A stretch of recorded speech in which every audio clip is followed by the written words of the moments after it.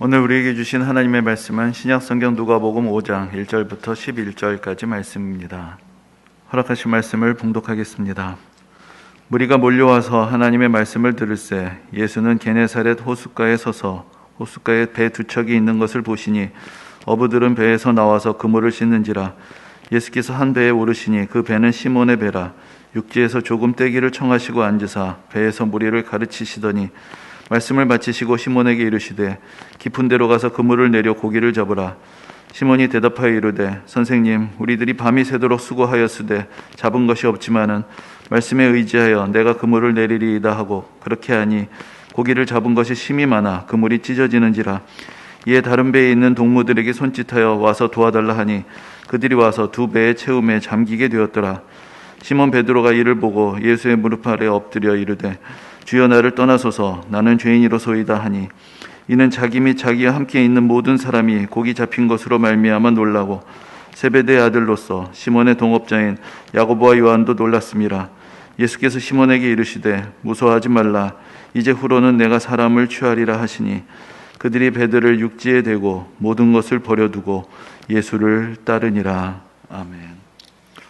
고대 그리스의 군인이었고 역사가였고 더 유명한 소크라테스의 제자이기도 했던 크세노폰이라는 사람이 있습니다. 이 사람의 저술 중에 아나바시스라는 제목의 책이 있습니다. 아나바시스는 우리말로 행진, 진군 정도의 뜻이 되겠는데 우리말로 페르시아 원정기라는 이름으로도 알려져 있는 그런 책입니다. 크세노폰은 장군으로서 다른 10,000명의 그리스인들과 함께 페르시아의 한 왕자에 의해서 용병으로 고용이 됩니다. 이 사람은 그 페르시아의 왕자는 자기 형이 차지한 왕위를 쟁취하기 위해서 전쟁을 벌이게 되었고 거기에 이제 싸움에 능한 그리스인들을 용병으로 고용하여서 자기 편으로 삼고자 했던 것입니다. 그런데 이 전쟁의 초반에 그들을 고용했던 이 페르시아의 왕자가 그만 전사하게 됩니다. 그러니까 이 그리스인들로서는 더 이상 전쟁에 참여할 명분도 없고 이유도 없어지게 된 것이죠. 그래서 이제 크세노폰이 이 10,000명의 그리스인들을 이 페르시아 한복판, 이 적대적인 세력들에게 둘러싸인 그 가운데서부터 인도하여서 여러 가지 고난을 겪으면서 다시 고향으로 돌아오는 이야기, 그것이 이제 아나바시스라는 책의 대략적인 줄거리가 됩니다. 근데 이 책에 가장 이제 중요한, 또 잘 알려져 있는 대목이 있는데, 이제 그들이 여러 가지 고생을 겪으면서 드디어 이제 어느 산에 오르게 되는데, 이 산을 그 정상에 올라가게 됐을 때 그 산 너머로 바다가 보이는 장면이 나옵니다. 그 바다를 내려다보면서 이 그리스 군인들이 서로 얽혀안고 바다다 바다다 소리를 치면서 눈물을 흘리는 이제 그런 장면이 거기 묘사가 되어 있습니다. 바다를 그들이 보았던 곳은 그 오늘날로 보면 터키 북동부의 해안인데 거기서부터 그리스 본토까지는 적어도 1,500km 정도나 떨어져 있는 곳이었는데 그리스인들에게 있어서 바다라는 것은 그들의 고향과도 같은 가장 친숙한 세계이기 때문에 이제 바다가 보인다라는 것은 우리는 집에 갈 수 있다. 이제 그러한 희망을 상징하는 그러한 경험이 되었기 때문에 바다를 보면서 바다다 바다다 외치면서 감격하며 서로 부둥켜 안고 눈물을 흘리는 그런 그리스 군인들의 모습이 거기에 이제 상징적으로 잘 담겨져 있습니다. 우리가 신약 성경을 볼 때 거기 이제 4권의 복음서가 있는데 복음서마다 다 어떻게 보면 비슷한 내용을 담고 있는 것 같습니다. 하지만 또 각각 저마다의 또 독특한 특징들이 있습니다. 그것을 잘 보여주는 사례 중에 하나가 바로 갈릴리 호수를 부르는 방식입니다. 예수님의 사역이 대부분 갈릴리 지역에서 이루어져 있고 또 갈릴리 지역에서 그들의 삶에 가장 큰 영향을 미치는 지형적인 요소가 바로 갈릴리 호수였습니다. 그런데 다른 복음서의 저자들은 갈릴리 호수를 되게 갈릴리 바다라고 부릅니다. 갈릴리 호수는 남북으로는 약 21km, 동서로는 한 13km 정도 되고 둘레가 50km가 넘는 큰 호수입니다. 그래서 우리가 성경을 보면은 그 호수를 건너다가 풍랑이 치는 이제 그런 이야기도 있는 것을 보니까 뭐 바다라고 부를 만도 할 것입니다. 그런데 유독 복음서들 중에서 누가복음은 단 한 번도 바다라는 말을 사용하지 않고 꼭 호수라고 부릅니다. 그러니까 다른 복음서의 저자들은 다 유대인들인데 누가만이 이방인이고 헬라인, 그러니까 그리스 출신이었던 것이죠. 그러니까 그리스 출신인 누가가 보기에는 갈릴리의 호수 이런 거는 절대 바다라고 부를 수가 없는 것이었던 것입니다. 그래서 이 호수를 근처에 있었던 마을의 이름을 따서 게네사렛 호수라고 그렇게 부르는 것을 봅니다. 누가는 이 게네사렛 호수를 바다로 인정해 주지는 않았지만, 그러나 그 호숫가에서 일어났던 한 놀라운 사건에 대해서는 다른 어느 복음서보다도 매우 상세하게 기록으로 남겨서 전해주고 있습니다. 오늘 본문은 예수님이 베드로와 다른 3명의 어부들을 예수님을 따르는 제자로 부르시는 이야기입니다.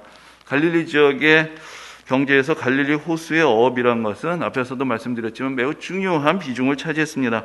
갈릴리 호수에는 틸라피아, 요즘 우리나라에서 역돔이라는 이름으로 알려지기도 한 밀물고기인데, 틸라피아, 정어리, 잉어 이런 어류들이 매우 풍부했다고 합니다. 그래서 큰 고기는 잡아가지고 소금에 절이고 말리고 훈제를 하게 되고, 또 작은 고기들은 잡아서 젓갈도 만들고 생선 소스도 만들게 됩니다. 이렇게 가공을 하면 부가가치가 올라가게 되고, 이런 것들을 팔아서 어부들은 그 당시로서는 상당한 소득을 올릴 수가 있었습니다.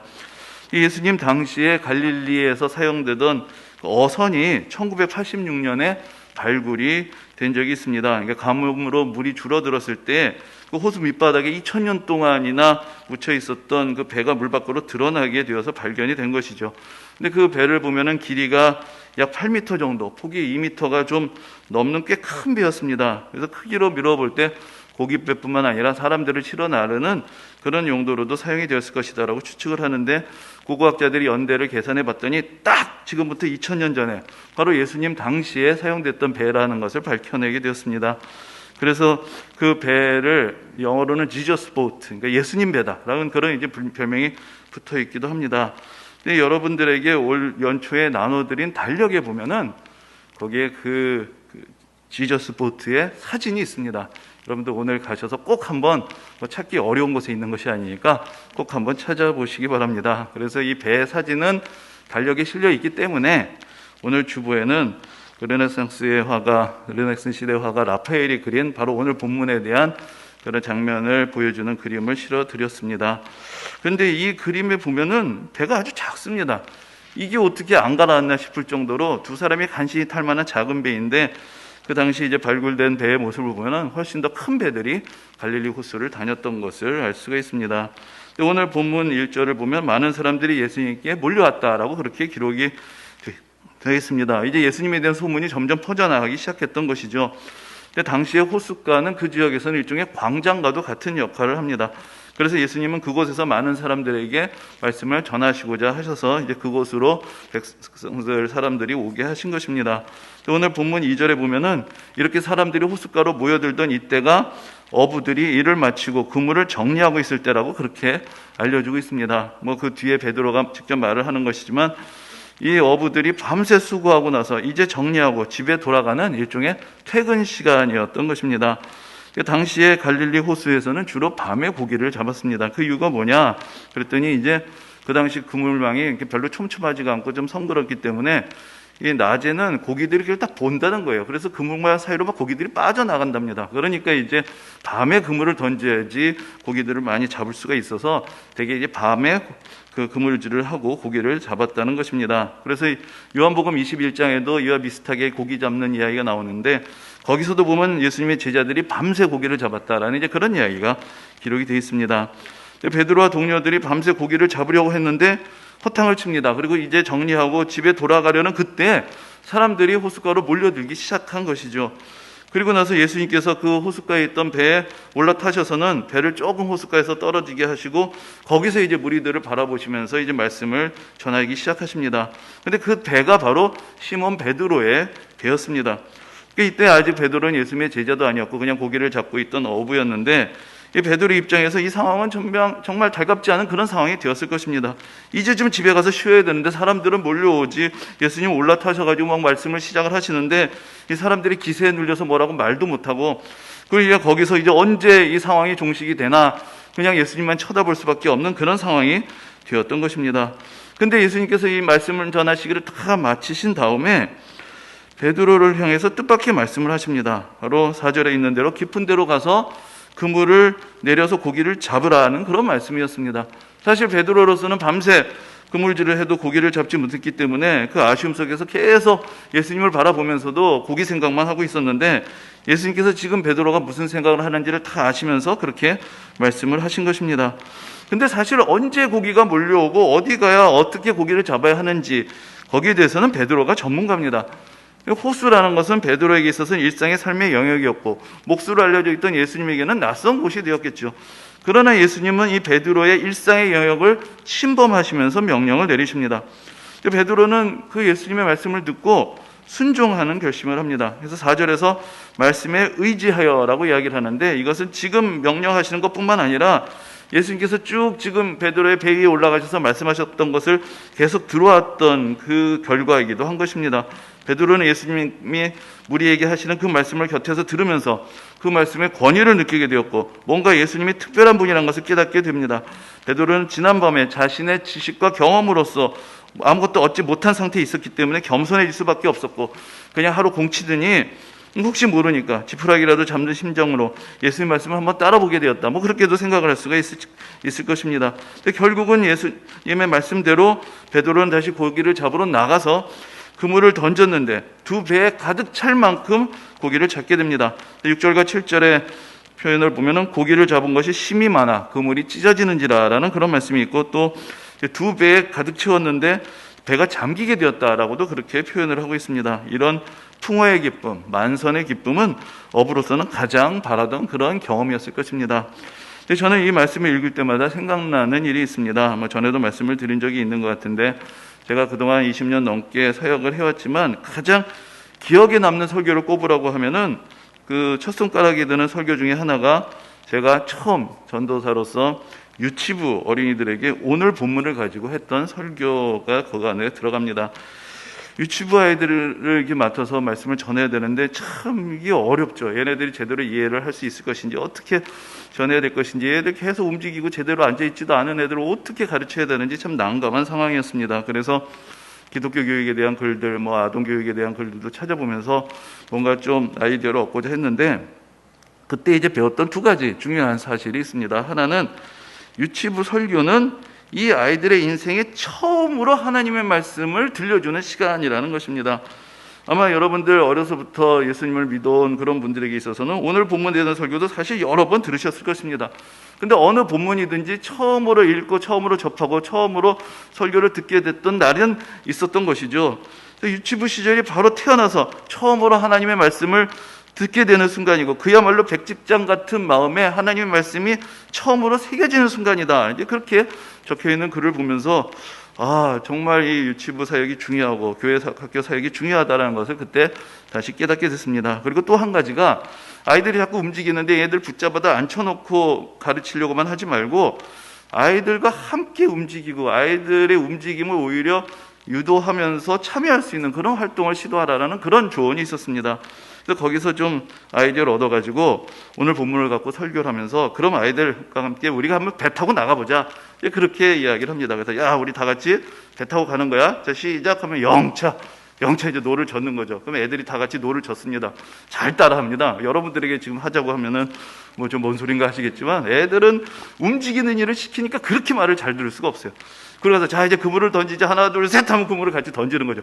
땡겨 그러면 처음에는 하나도 안 잡히잖아요. 그럼 슉 그렇게 아무것도 없네 이런 거 막 반복을 하다가 나중에 이제 예수님 말씀을 듣고 다시 배를 타고 나가는 거죠. 그래서 그물을 던져, 땡겨. 그럼 이게 안 땡겨져요. 땡겨. 애들이랑 다 같이 끙끙대고 애들이 다 거기 참여하면서 놀라는 그 표정, 그것을 아직도 잊을 수가 없습니다. 근데 그 베드로의 그 놀라움이란 것이 그들의 얼굴 가운데서 이제 느껴지게 되었던 것이죠. 근데 그물이 찢어질 만큼 많은 고기를 잡게 된 베드로, 이 놀라운 경험을 통해서 베드로는 예수님 앞에 엎드리면서 이렇게 고백을 합니다. 주여, 나를 떠나소서, 나는 죄인이로소이다. 베드로는 원하던 것을 풍성하게 얻었는데, 그런데 그가 얻은 이 많은 고기, 이 물질적인 풍요에 집중하기보다는 그의 눈앞에 있는 예수님에게서 나타난 하나님의 영광을 보고 그 앞에선 자기 자신의 보잘것없는 모습을 더 크게 느끼게 된 것입니다. 이 베드로의 반응을 보면 이 베드로라는 사람이 이미 깊은 영적인 갈망을 가진 사람이었구나라는 것을 우리가 느껴볼 수가 있습니다. 상상할 수 없었던 많은 고기는 베드로에게 일상의 세계를 넘어서는 영의 세계가 있다는 것을 보여준 것이고, 그 앞에서 자기 연약함, 죄인됨을 깨닫고 두려워하게 된 것입니다. 여기서 우리는 예수님이 행하시는 이적의 의미가 무엇인가에 대한 중요한 교훈을 얻게 됩니다. 이적이라는 것은 우리가 원하는 것을 얻게 되는 방법이 아닙니다. 우리의 마음은 이 세상 속에 있으면서 거기서 우리가 정해놓은 그런 삶의 목적을 이루기 위해서 교회 가서 기도도 하고 절에 가서 불공도 드리고, 이런 것을 우리는 진정한 신앙이라고 말할 수 없는 것입니다. 예수님이 행하신 이적의 의미는 예수님이 누구신지를 알려주는 것입니다. 우리가 예수님께 주목을 하게 되는 데 있습니다. 이 이적은 우리의 시선을 이제는 이 세상이 아니라 예수님께로, 하나님의 나라에게로 향하게 하는 것입니다. 예수님은 이 놀라운 이적을 보고 두려워하는 베드로를 부르시면서 새로운 사명을 주십니다. 그래서 이제 후로는 내가 사람을 취하리라 라고 이렇게 말씀을 하십니다. 어부로서 물고기를 잡던 베드로를 이제는 부르셔서 복음을 전하고 사람들을 구원하는 새로운 삶으로 부르신 것입니다. 예수님의 이적은 우리를 이 세상에서 더 많은 것을 얻을 수 있게 해주는 이적이 아니라 우리 인생의 진정한 만족이 어디서 오는지를 깨닫게 하셔서 이제 우리가 예수님을 바라보고 하나님의 나라를 위하여 살도록 우리를 부르시는 하나님의 권능인 것입니다. 오늘 본문은 그날 그 자리에 같이 있었던 베드로와 또 다른 3명의 어부들, 우리가 오늘 본문엔 2명의 이름만 더 나오지만 다른 복음서를 같이 종합해보면 거기 이제 베드로의 형제였던 안드레도 같이 있었던 것을 알고 있게 되는데, 그래서 베드로와 그의 형제 안드레, 그리고 그들의 동업자였던 요한과 야고보, 이 4명 모두가 모든 것을 버려두고 예수를 따르니라 라는 말씀으로 끝이 나게 됩니다. 모든 것을 버려두고 예수를 따르니라. 여러분은 이 말씀에 대해서 어떻게 생각을 하십니까? 제가 만약에 여러분들에게 이렇게 보기를 드린다면 여러분들은 몇 번을 고르시겠습니까? 1번, 나는 모든 것을 버려두고 예수님을 따르고 있다. 2번, 모든 것을 버려두고 예수님을 따르고 싶지만 아직은 아니다. 3번, 모든 것을 버려두고 예수님을 따랐었지만 지금은 아니다. 4번, 예수님을 따르고는 싶지만 모든 것을 꼭 버리고 싶지는 않다. 5번, 왜 예수님을 따라야 하는지 아직 잘 모르겠다. 자, 1번부터 5번 가운데 여러분들은 몇 번을 골라보시겠습니까? 오늘 본문에서 모든 것을 버린 것은 예수님의 요구사항은 아니었습니다. 베드로와 그의 동료들의 자발적인 선택이었습니다. 예수님은 다만 앞으로 그들이 사람을 취하리라고 그렇게 말씀하십니다. 그러니까 물고기를 잡는 인생이 아니라 사람을 구원하는 인생으로 그들을 초대하신 것입니다. 그런데 그날 그 순간 그들이 경험한 이 놀라운 사건 속에서 그들은 자신들이 앞으로 계획하고 있는 그 어떤 삶의 선택보다도 예수님을 지금 당장 전적으로 따르는 삶에 대한 열정에 휩싸이게 된 것입니다. 그래서 자발적으로 모든 것을 버리고 이날부터 함께 예수님을 따르는 그런 새로운 모험을 시작하게 됩니다. 모든 것을 버리겠다라는 그런 결정을 하는데 여러 가지 현실적인 문제들이 분명히 걸려 있었을 것입니다. 근데 여러분, 이런 경험, 이와 비슷한 경험이 있으신 분들은 잘 아시겠지만 혹시 나중에 후회하게 될지는 몰라도 적어도 이런 결단을 할 수 있었던 그 순간만큼은 인생에서 가장 가슴 벅찬 시간이 아니었습니까? 바로 이거다! 내가 여기에 내 인생을 걸어야 되겠다! 그런 도전, 그런 설레임, 그런 가슴 뛰는 순간을 단 한 번이라도 경험해 볼 수 있는 인생이라면 저는 정말로 살만한 인생이다라는 그런 생각을 해봅니다. 앞에서도 잠깐 말씀드렸지만 당시에 자기 배가 있고 고기를 잡는 어부라는 직업, 그래도 제법 괜찮은 직업이었습니다. 이날 하루 공치긴 했지만 그렇다고 정리하고 이직을 생각할 만큼 그렇게 쉽게 포기할 만한 직업은 아니었던 것입니다. 오늘 하루 공쳤지만 여기 호수 아닙니까? 이 고기가 어디로 가겠습니까? 오늘 못 잡으면 내일 잡을 수가 있겠죠. 예수님을 만나지 않았으면 그들은 계속 이 삶의 자리를 지키면서 살았을 것이고 그런 인생도 그리 나쁘지 않은 그런 삶이 되었을 것입니다. 그런데 이날의 경험은 그들의 인생을 송두리째 바꿔놓습니다. 그들은 예수님의 말씀, 예수님의 부르심, 예수님과의 만남 속에서 그냥 그렇게 생계를 위해 먹고 살기 위해 살아가는 그런 인생이 아니라 전혀 다른 인생의 비전을 본 것입니다. 하늘의 문이 열리고 그들의 인생 위에 하나님의 영광의 빛, 이 어둡고 답답한 세상에 비치는 희망의 빛을 보았던 것입니다. 그들은 그들이 그동안 꿈꾸고 소유해왔던 모든 것들을 버려도 전혀 아깝지 않을 삶의 목적과 비전을 발견했고 이제 전혀 다른 존재가 되어서 전혀 다른 인생을 살기 시작합니다. 여러분들은 왜 예수를 믿습니까? 어려서부터 믿어와서 이제는 습관이 되었기 때문입니까? 미래의 불확실함에서 벗어나 안정을 얻기 위해서입니까? 이 복잡한 세상 속에서 뭔가 의지할 것이 필요하기 때문입니까? 삶의 의미와 더 깊은 목적을 찾기 위해서입니까? 좋은 사람들과 만나서 교제하면서 즐거움을 누릴 수가 있기 때문입니까? 마음의 평안과 위로를 얻을 수 있어서입니까? 여러 가지 각자 여러분들 저마다의 목적과 이유가 있으실 것이고, 그것은 또 여러분들이 신앙생활 하면서 나름 경험하고 느껴오신 바의 반영이고 결과가 될 것입니다. 여러분들이 어떤 생각, 어떤 마음으로 지금 예수를 믿고 오늘 교회에 나오시고 지금 예배 자리로 나오셨든지 간에 오늘 본문의 이 마지막 구절, 모든 것을 버려두고 예수를 따르니라라는 이 말씀은 여러분들 마음속에 꼭 두고 생각해 보셔야 하는 그런 말씀이 되어야 할 것입니다. 과연 나에게 있어서 예수를 따른다는 것은 어떤 의미를 가진 것인가? 얼마만한 가치를 가진 것인가? 어떤 가치와 의미가 그 가운데 있기에 그들은 저런 선택을 한 것인가? 적어도 인생에 한 번쯤은 아주 진지하게, 아니 가등하더라도 매 순간순간 우리는 이 말씀 앞에서 나의 신앙을 점검해 볼 수 있어야 할 것입니다. 신앙이라는 것은 궁극적으로 절대적인 가치를 지향하는 것입니다. 성경이 말하고 기독교에서 전하는 이 가르침이 옳다면 그것은 여러분의 삶과 죽음, 그리고 그것을 넘어선 세계까지 이어지는 의미를 결정하게 됩니다. 이보다 중요한 문제는 없고 이보다 가치 있는 선택은 없습니다. 다른 선택의 결과와 영향은 1, 2년 혹은 10년, 20년 길어야 여러분들 평생을 넘어서지 않습니다. 그러나 신앙의 선택이라는 것은 삶과 죽음의 경계까지도 넘어서 그야말로 영원을 지향하는 선택이 되는 것입니다. 내가 지금 살아가고 내가 선택한 이 삶의 무게는 얼마 정도 되겠습니까? 내가 지금 선택하고 걷고 있는 이 인생길의 가치는 어느 정도라고 생각하십니까? 이 길을 계속 가기 위해서 여러분들은 얼마만한 희생을 치를 각오가 되어 있습니까? 그만한 가치가 돼 있다고 생각하십니까? 죄송한 말씀이지만 앞에서 이제 5가지 보기를 들어드렸는데 저는 한때는 나는 정말로 모든 것을 버리고 예수님을 따르겠다는 생각을 했었습니다. 그래서 이제 목사가 된 것이죠. 그러나 지금 돌이켜보니까 과연 내가 뭘 버렸나 하는 그런 생각이 들 때가 많습니다. 내가 버렸다고 생각했던 것들이 다시 다 내 머릿속에, 내 마음속에, 삶에 들어와 그대로 박혀 있습니다. 버리는 신용만 했지 사실 별로 버린 것이 없습니다. 인생은 어떤 면에서는 원하는 것을 얻고 성취하는 과정이라고 할 수 있지만 또 어떤 면에서는 버리는 과정이라고도 할 수 있습니다. 아마도 버려야 할 것을 버리고 얻어야 할 것을 얻어가는 그런 과정이라고 할 수 있을 것입니다. 왜냐하면 얻기 위해서는 늘 뭔가 버려야 하는 것이 있기 마련이기 때문입니다. 신앙적으로 말하자면 이 땅에 속한 것을 버리고 하늘에 속한 것을 얻어가는 과정이고 유한한 것을 버리고 영원한 것을 얻어가는 과정이라고 할 수 있습니다. 그런데 이 선택의 묘미는 사실 우리가 원하지 않아도 마지막 순간 우리는 다 버려야 한다는 데 있습니다. 그런데 우리가 그때까지 선택을 미루면 우리는 모든 것은 다 잃게 되지만 그 순간 아무것도 얻지 못한다는 것, 그것이 바로 우리가 지금 이 선택을 하도록 우리를 촉구하는 이 선택의 묘미가 되는 것입니다. 젊었을 때에는 무엇을 버리면 무엇을 얻게 되는지 사실 구체적으로 실제적으로 판단하고 확신하기가 쉽지 않습니다.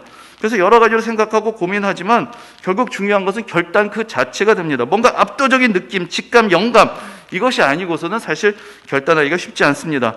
바로 오늘 본문에 나오는 이 젊은이들, 베드로와 그의 동역자들은 그런 심정이었을 것입니다. 다 알고 선택할 수는 없기에 모험과 도전을 피할 수 없습니다. 그런데 어느 정도 나이가 들고 나면 한편으로는 가진 것이 점점 늘어나고 이 세상에 대한 미련이 점점 늘어나서 버리기가 쉽지 않습니다. 그뿐만은 아닙니다. 내가 무엇을 버려야 하는지, 내가 뭘 버려야 뭘 얻을 수 있는지 조금은 더 잘 알게 되어도 버리기가 쉽지 않습니다. 아는데 안 됩니다. 버려야 하는 것이 내 몸에 잔뜩 들러붙어서 이제 내 몸의 일부가 되어서 떼어낼래도 떼어내지지 않게 되는 것입니다. 하지만 버려야 합니다. 버려야 살 수 있습니다. 내 인생을 헛된 인생으로 만들지 않기 위해서, 지나가버린 시간을 후회로만 보내지 않기 위해서, 이제 남은 시간을 정말로 가치 있고 의미 있고 보람 있고 행복하게 만들기 위해서, 하나님 나라의 영원한 소망을 위해서 이제는 준비하기 위해서 우리는 순종하고 따라야 할 것을 따르고 버려야 할 것은 결단하고 버려야 하는 것입니다. 욕심을 버려야 하고 잘못된 습관을 버려야 하고 이 세상에서 묻은 때와 더러운 생각들을 다 버려야 합니다. 삶에서 익숙해진 이 인생의 호숫가에 안주하지 말고 더 깊은 곳으로, 더 넓은 바다로, 더 넓은 세상으로, 저 영원한 하나님의 나라로 나아가야 합니다. 양심을 되찾아야 하고 순수함을 되찾아야 하고 꿈을 다시 찾고 하나님의 은혜와 사랑, 우리 인생에 두신 비전과 목적을 다시 찾아야 합니다. 베드로라고 우리가 그렇게 달랐던 것은 아닙니다. 그가 그렇게 결단할 수 있었던 것은 그만큼 확실한 표적을 보았고 그에게 그만큼 확실한 감동과 놀라움이 있었기 때문입니다. 그냥 덮어놓고 믿고 따랐던 것은 아니었습니다. 그리고 이렇게 놀라운 표적을 보고 이적을 경험했어도, 그래서 모든 것을 버리고 예수를 따라야 되겠다고 그렇게 결단을 했어도 그의 인생은 그가 생각했던 것만큼 감동적이지도 않았고 가슴 벅차게 행복하지도 않았습니다. 그가 선택한 길에 따른 혹독한 시련과 유혹과 직접 대면하며 싸워야 했습니다. 예수님을 따르기는커녕 두려운 가운데 예수님을 부인하고 예수님의 십자가로부터 멀리 도망치기도 했습니다. 그런데 우리가 다 아는 것처럼 예수님은 그러한 베드로를 다시 부르시고 그가 다시 버릴 수 있도록, 그가 다시 따를 수 있도록 그에게 은혜를 베푸시고 그의 삶을 인도해 주셨습니다. 여러분은 예수님을 따르는 길에서 지금 어디쯤 서 있습니까? 여전히 멀찍이 서서 바라만 보고 있습니까? 과거의 추억, 과거의 은혜, 과거의 경험을 회상하며 거기에 안주하고 있습니까? 아니면 예수님과 상관없는 내 길을 그냥 나의 의지로 걸어가고 있습니까? 갈릴리 호숫가에 찾아오셔서 풍어의 기쁨, 이 만선의 기쁨을 안겨주신 예수님께서 오늘 우리를 다시 찾아오셔서 우리의 마음을 사로잡아 주시고 우리에게 믿음의 증거를 보여주시고 하늘의 빛, 구원의 은혜를, 예수님을 따르는 삶의 벅차고 가슴 설레는 그 감동을 허락하셔서 우리가 이제 다시 결단하고 결심하고 선택하고 도전할 수 있게 하시기를 주님의 이름으로 소망합니다.